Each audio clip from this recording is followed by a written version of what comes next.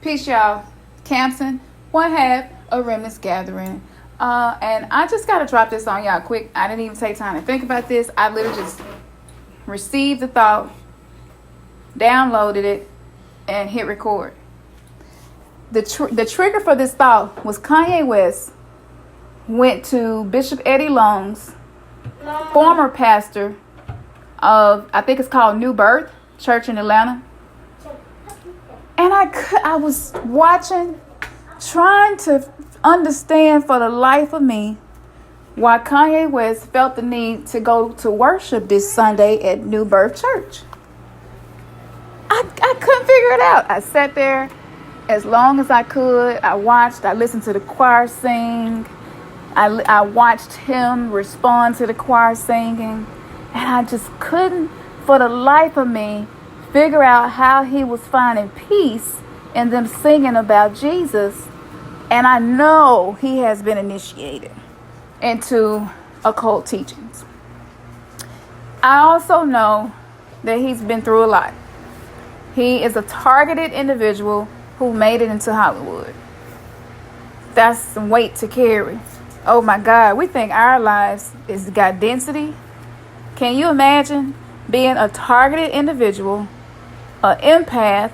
You dare to be different, dare to speak your mind. You black, you a man in America, in Hollywood, in an interracial relationship. Like everything that we know there is resistance against doing, he did it. So with that being said, I'm watching and I'm really trying to understand. I'm like, Kanye, I'm trying to understand, brother.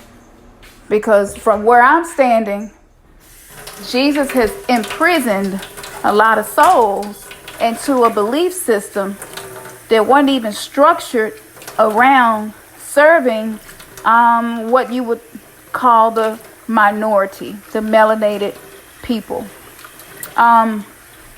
There are many books. If you watch any of the Hidden Truth series of documentaries, there are many books, many things written that show the connection between the religion in America and white supremacy. But I digress because that's going to take me off topic. That's not what this is about. So, in trying to, in a non-judgmental way, understand, I could feel my spirit say to me, he misses his mother and he feels the void. He has entered into the void. And I said, what, enter into the void? What does that mean? What does that mean? I don't fully know what entering into the void means. But I do believe it's something that all of us are entering into. We are entering into a void. I believe the void is the emptiness in time and space that exists for Earth to be restructured. And so with that void happening, we're going to see people going back to church. We're going to see people feeling like being woke is too much. And I just got to go back to what was my norm. I do believe it is a way of seeking comfort. However, I also know that Kanye is a chess player, not a checker player. I don't care what they did to him, lobotomizing him, reprogramming him after his breakdown or whatever. It's only so much the powers that be can control. And believe it or not, soul is very powerful. Spinks, please get down from there. Spinks, please get down. Thank you. Thank you. So with that being said, we are entering a void, people. The energy is a void. We're entering what was called in the never-ending story, the nothingness. And I'm sure Carl Jung and a lot of people have talked about this nothingness, this void. Once a soul begins to reawaken, it's something that you experience. I'm almost positive. I'm sure I'll find something. I'm sure spirit will lead me to something that confirms the message that I'm receiving right now and sharing with you all.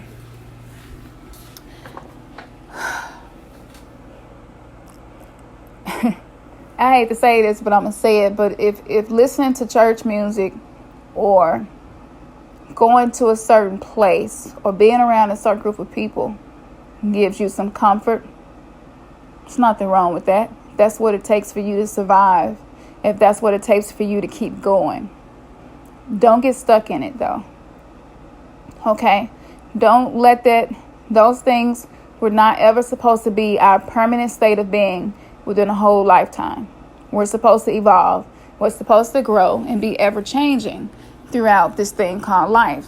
This is a university. The universe is a university. You are the university. So it's okay to use things to give you comfort that remind you of where you come from. And I think this is why Kanye has done this.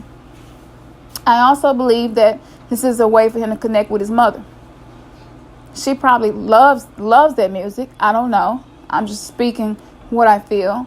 And being in the presence of that probably takes him back to moments where him and his mom were happy and at church together.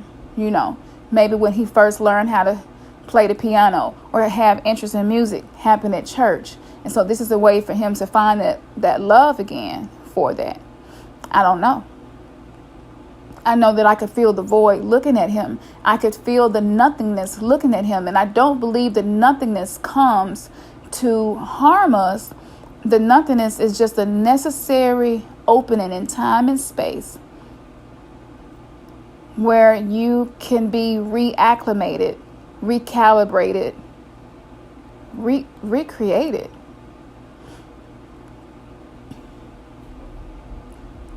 Silence is uncomfortable, especially to someone who has not found the silence within.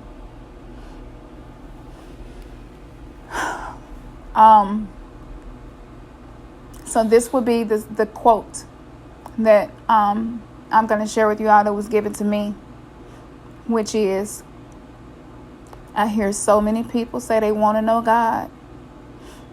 They want to experience God. But in order to know God and see God, you must first be able to see him in everything. That no man can see God until he can see him in everything. Say it one more time. No man or woman can see God until they can see God in everything. Once I got that, they took me to another step that triggered my programming, which was no man or woman can see God until they can see God in the devil. What? My programming, that was a trigger for me. I'm like, what? But it's true. For those of you who have a longing and a quest to experience being an extension of Source, but not feeling like you're separate from Source, you must practice harnessing the ability to see God even in the devil. So that this means you begin to play with your own perceptions. You begin to say, this situation it feels harmful, painful, even to the point that I would call it evil, wicked. But somehow I have to see a spark of the Creator among this darkness. Once you do that, you create a big bang within your own universe, which will impact the physical universe. Did y'all hear that?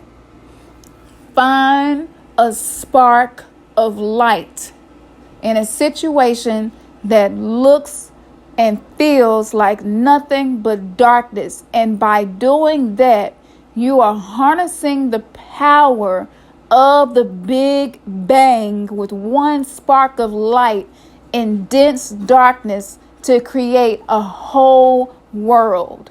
That is how worlds are created.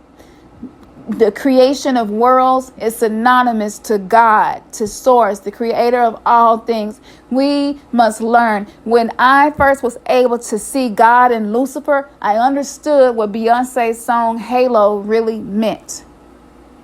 And that is you learning how to see a halo over top of whatever your devil is in your life, whatever was your demon in your life. If you survived something in your life that felt like the devil had put it in your life, that is because you found a spark of source within that situation, and it gave you the power to have a big bang and have a reality, a world created from that, in which that thing no longer had power over you, my dear. When you learn how to do that, you are tapping into the power of source itself, the energy itself, in which there is no term, no vocabulary, and no definition or equation to define what God is. And as we are entering into this spiritual, this etheric, this energetic void, we are searching, and we are like babies right now, grabbing for pacifiers and bottles to comfort us, not realizing that that comfort is within yourself, within you finding peace and serenity within yourself. This is why ceremonies, rituals, angels, demons, deities exist, because all of those things are aspects of the human soul on the outside of us to help us understand the unseen that in universe that is inside of us. So when you hear somebody say, I'm working with Yemiya, that really means, what does Yemiya represent? She represents emotions, right? And so that means that I'm working with the energy in motion. I'm learning how to ebb and flow throughout this thing called life. That's what it means. You are allowing yourself to interact and have an interface with an energy to teach you a lesson, to be better prepared for whatever this life has for you, to be able to create what you desire in this life. That's what that means. You're interfacing with an energy. And so we created worship, but we were never supposed to worship anything. You know, you shouldn't be worshiping anything outside of yourself. It's not about worship. Worship is giving your power over to something else and letting it have the power over you and letting it drive you, your life, the energy of your life in a direction of its true intention. And you really don't know what the true intention or motive is. But when you start going within yourself, people who work with deities, nettas, orishas, archangels, demons, the Goetia, it is not a worship. It is a form of, when you're doing it right, true spirituality is a form of understanding self. It is a form of understanding human evolution. It is a form of understanding the soul. It is a form of understanding the purpose in life in which we are here. So people, I have not heard anybody else say this, but we are entering into the nothingness. But in the nothingness, we will find that spark of light. In the nothingness, we will interface with God. And once you can see God in everything, even see God in the devil, you can even see a positive come from a negative. Once you are able to see that and do that, you have become the energy source for Earth to grow and change and become what it was supposed to have been in the first place. Your third eye has just been kissed.